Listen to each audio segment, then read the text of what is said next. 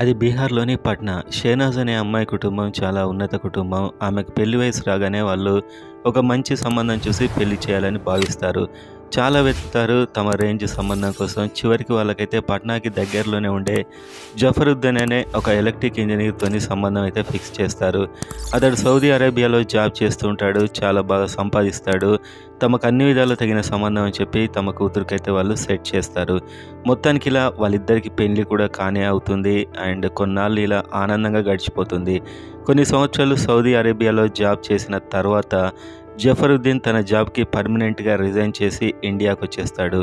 ఇండియాకు వచ్చాక నోయిడాలో పట్నాకి చాలా దూరంలో ఉన్న ఒక 1000 కిలోమీటర్స్ దూరంలో ఉన్న నోయిడాలో సెట్ అవుతాడు. తన భార్య అండ్ అప్పటికి వాళ్ళకి 2 పిల్లలు పుడతారు.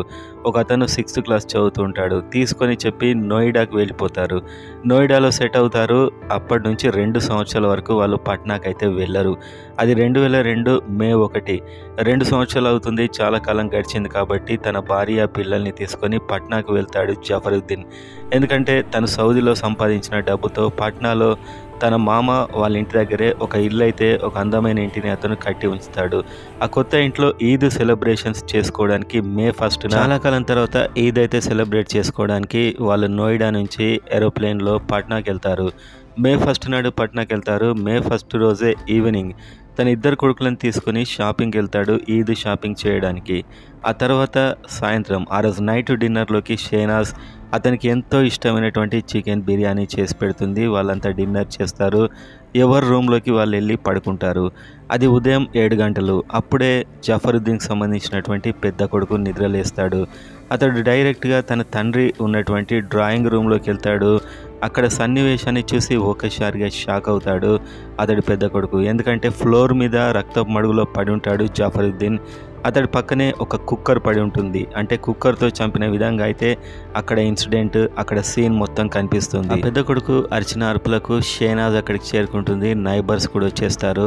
అదేవిధంగా ఒకరు పోలీస్కి కాల్ చేస్తారు. వెంటనే పోలీసులు అయితే సంఘటన స్థలానికి రీచ్ అవుతారు. బాడీని పోస్ట్ మార్టంకి పంపిస్తారు. తమ ఇన్వెస్టిగేషన్ అయితే స్టార్ట్ చేస్తారు. ఎవరు చంపారు జఫరుద్దీన్ని? మొత్తం సౌదీలోనే వర్క్ చేశాడు జఫరుద్దీన్. ఇప్పుడు నోయిడాలో అయితే ప్రజెంట్గా వర్క్ చేస్తున్నాడు. ఇంత దారుణంగా 2 సంవత్సరాల తర్వాత పాట్నాకి వచ్చినా కూడా ఎవరు చంపారు జఫరుద్దీన్ అనేది అనేక ట్విస్టులు అండ్ టర్న్లతో ఈ స్టోరీ అయితే ఉంటుంది. ఇలాంటి రియల్ క్రైమ్ స్టోరీస్ కోసం ఛానల్ని సబ్స్క్రైబ్ చేసుకొని వీడియోని లైక్ చేయడం మాత్రం అస్సలు మర్చిపోకండి.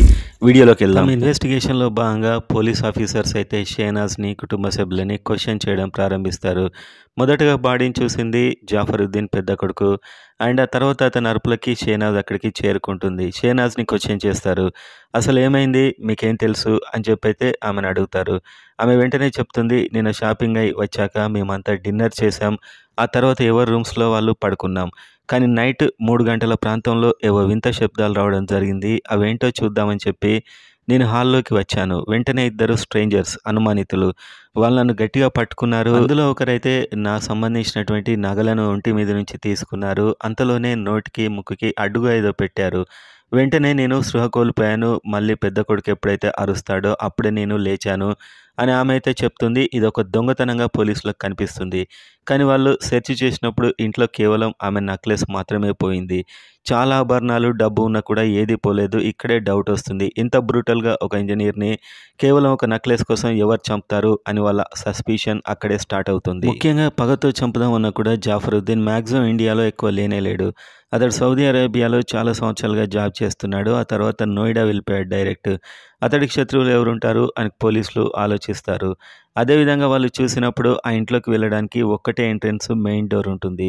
ఆ మెయిన్ డోర్ని ఫోరెన్సిక్ డిపార్ట్మెంట్ పరిశీలించినప్పుడు ఫోర్స్ ఎంట్రీ అయితే ఉండదు. అంటే హంతకులకి ఇంట్లో ఎవరో తెలిసి ఉండాలి, వాళ్ళ ఇంట్లోకి రావడానికి సహకరించి ఉండాలి అని కూడా వాళ్ళకి అర్థమవుతుంది. ఎందుకంటే వేరే ఎక్కడి నుంచి ఇంట్లోకి రావడానికి అవకాశం అయితే ఉండదు. ఇవన్నీ చూశాక పోలీసులు అయితే షేనాజ్ని మళ్ళీ క్వశ్చన్ చేస్తారు. నాకైతే ఏం తెలియదు, ఎప్పుడైతే పెద్ద కొడుకు వచ్చాడో అప్పుడే వచ్చాను అంటుంది. వెంటనే షేనాజ్ మొబైల్ ఫోన్ని అడిగి తీసుకుంటారు పోలీసులు. వెంటనే తన మొబైల్ ఫోన్ ఇచ్చేస్తుంది. అది తనకు తన హస్బెండ్ గిఫ్ట్ ఇచ్చిన ఐఫోన్ అని చెప్తుంది. వాళ్ళు కాల్ రికార్డ్స్ పరిశీలిస్తాడు. అందులో ఎలాంటి అనుమానం గొలిపే కాల్ రికార్డ్స్ అయితే పోలీసులకు లభించవు. పోలీసులు జాఫరుద్దీన్ అండ్ షేనాజ్కు సంబంధించిన పాస్ట్ మీద దృష్టి పెడతారు. జాఫరుద్దీన్ అయితే ఎలక్ట్రికల్ ఇంజనీర్ చేశాడు, సౌదీ వెళ్ళిపోయాడు, నోయిడాలో జాబ్ చేసుకుంటున్నాడు. చాలా క్లియర్గా ఉంటుంది. షేనాజ్ గురించి ఎప్పుడైతే వాళ్ళు ఎంక్వైరీ చేస్తారో తను స్కూల్ చదివే రోజుల్లోనే కమల్ అనే ఒక వ్యక్తితో తనకు అఫైర్ ఉందని తెలుస్తుంది. వాళ్ళిద్దరు స్కూల్ టైంలోనే 9th, 8th క్లాస్లోనే వాళ్ళు లవ్ చేసుకుంటారు. ఇది వాళ్ళ ఫ్రెండ్స్కు తెలిసిపోతుంది, స్కూల్ టీచర్స్కి, ప్రిన్సిపాల్కి తెలిసిపోతుంది. స్కూల్ ప్రిన్సిపాల్ ఎన్నిసార్లు వీళ్ళకి వార్నింగ్ ఇచ్చినా కూడా మారరు, ఎందుకంటే ఇతర స్టూడెంట్స్ చెడిపోతారని చెప్పి.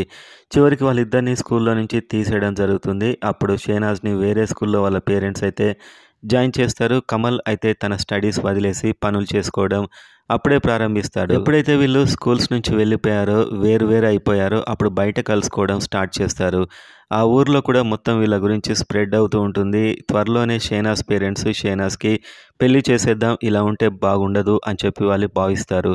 చుట్టుపక్కల ప్రాంతాల్లో లేకపోతే అదే ఊర్లో షేనాజ్ని అయితే చేసుకోవడానికి ఎవరు ముందుకు రారు, ఎందుకంటే ఈ అఫైర్ గురించి అంతగా స్ప్రెడ్ అయి ఉంటుంది. షేనాజ్ కూడా ఖచ్చితంగా కమల్నే చేసుకుంటా అని పట్టుబట్టి ఉంటుంది. దూరపు రిలేటివ్స్ ద్వారా జాఫరుద్దీన్ అనే ఎలక్ట్రిక్ ఇంజనీర్ ఉన్నాడని చెప్పి షేనాజ్ పేరెంట్స్కి తెలిసి ఈ సంబంధం అయితే సెట్ చేస్తారు. మొత్తానికైతే జాఫరుద్దీన్ షేనాజ్ని చాలా ఇష్టపడతాడు.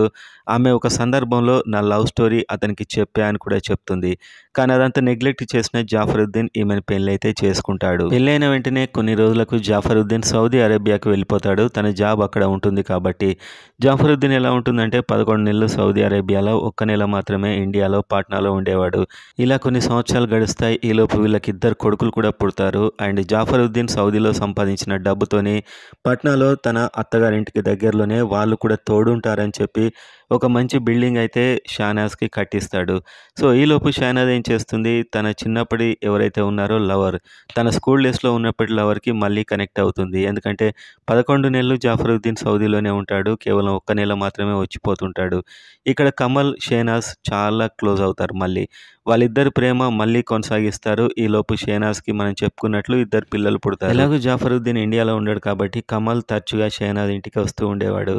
అదేవిధంగా షేనాజ్ 2 పిల్లల్ని కూడా తనని అబ్బు అని పిలువనేవాడు.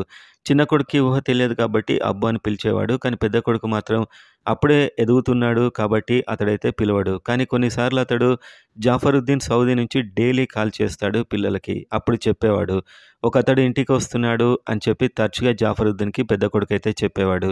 వెంటనే జాఫరుద్దీన్ షేనాజ్ని నిలదీయడం ప్రారంభిస్తాడు. షేనాజ్ నా ఫ్రెండ్ అని చెప్పి చెప్తుంది, అలా కవర్ చేస్తూ ఉంటుంది. అప్పటికి జాఫరుద్దీన్ చెప్తాడు, మనకు పెళ్ళైంది, 2 పిల్లలు ఉన్నారు, వాళ్ళ ఫ్యూచర్ ఖరాబ్ అవుతుంది, నువ్వు ఇలా చేయకు అని చెప్తాడు. కానీ పూర్తిగా కమల్ పిచ్లో ఉన్నటువంటి షేనాజ్కి ఇదేం అర్థం కాదు. చాలాసార్లు చెప్పాక జాఫరుద్దీన్కి తనని వదలదు అని చెప్పి అర్థమవుతుంది.